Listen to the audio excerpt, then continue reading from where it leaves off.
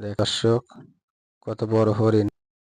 এই হরিণগুলা এই বনের ভিতর কিভাবে চলাফেরা করে আমি জানি না।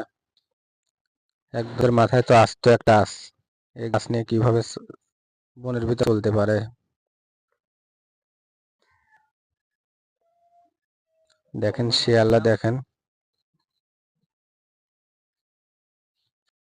এদিকে ঘুমিয়ে আছে,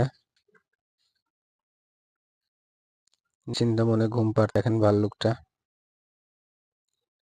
তো বিশাল বন, অসাধারণ সুন্দর। দেখেন প্রিয় দর্শক, আজ এ পর্যন্তই। আল্লাহ হাফেজ।